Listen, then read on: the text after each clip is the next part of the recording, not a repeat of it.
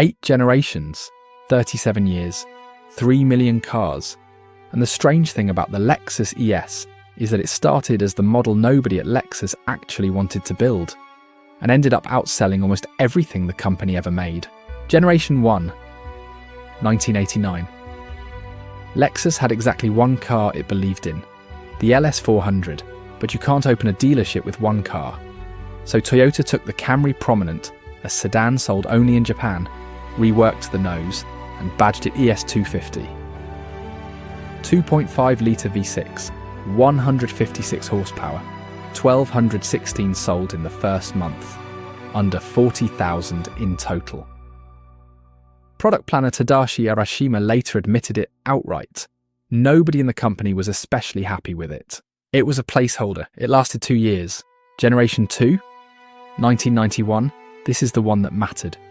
Built on a proper wide-body platform and sold in Japan as the Toyota Wyndham, the ES300 finally looked like it belonged. 3 litres, 185 horsepower. Softer, wider and unmistakably drawn by the same hands as the LS.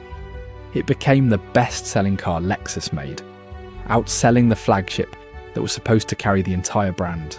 Generation 3, 1996. Stiffer, quieter, and now with optional adaptive suspension. The ES was becoming a genuine engineering exercise rather than a hand-me-down. 3 litres, up to 210 horsepower.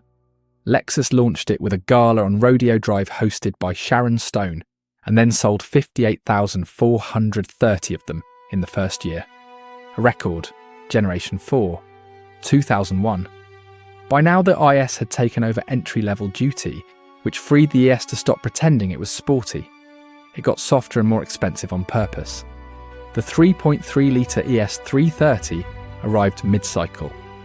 And in 2002, it did something no Lexus sedan has done since. It was the best-selling luxury car in America. 71,450 units. Generation 5, 2006. Finesse styling arrived, and with it a 3.5-litre V6 making 272 horsepower. Enough that Lexus pointed out the ES350 was now quicker and quieter than the original LS400 that launched the brand. The understudy had caught the lead. 17 years in, the ES had quietly become the most important car Lexus wasn't talking about. Generation 6, 2012. The first electrified ES, the ES300 TAMJ paired a 2.5-litre engine with a hybrid system for roughly 40 miles per gallon. Extraordinary for a luxury sedan at the time. It also grew onto the Avalon's longer wheelbase, and in 2015, the ES350 became the first Lexus ever built in the United States at Georgetown, Kentucky. Generation 7, 2018. The ES moved to the GAK platform and got a genuine F-Sport variant for the first time. It also launched in Europe, where it didn't supplement the GS, it replaced it entirely. And in Japan, it debuted the world's first production digital side mirrors, beating both Audi and Honda to market. American regulators never approved them, and then the ground shifted. The GS was discontinued in 2020. The LS was scheduled to follow, which left the car nobody had wanted to build in 1989 as the most important sedan in the entire Lexus lineup. Generation 8, 2025, revealed at Auto Shanghai on April 23rd, and almost unrecognisable. 6.5 inches longer, taller, a wheelbase over 116 inches. The spindle grille is gone entirely, replaced by what Lexus calls a spindle body.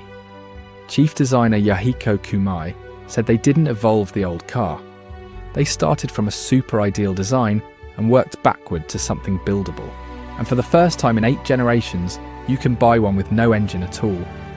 The ES350h Hybrid, 244 horsepower, an EPA estimated 46 miles per gallon. The ES350e, fully electric, 221 horsepower, 307 miles of range. The ES500e, dual motor, all-wheel drive, 338 horsepower, 0 to 60 in around 5 seconds. The quickest ES ever made. Inside, a 14-inch screen, 3D printed bamboo trim, and climate controls hidden beneath a panel that only wakes when the car does. Some reviewers called it a real step forward. Others called it antiseptic, a Tesla aesthetic grafted onto a car whose whole reputation was built on warmth. Chief engineer Kohei Chiyashi explained why it still exists at all. "For me personally, I love sedans," he said. "This situation with SUVs everywhere is something I'm not personally happy with. I was very passionate about not giving up on the ES. 8 generations, from a car Lexus was embarrassed to sell, to the best-selling imported car in China 9 years running, to an electric sedan launched into a market that stopped buying sedans. The ES has never been the Lexus anyone put on a poster. It's just the one that kept winning."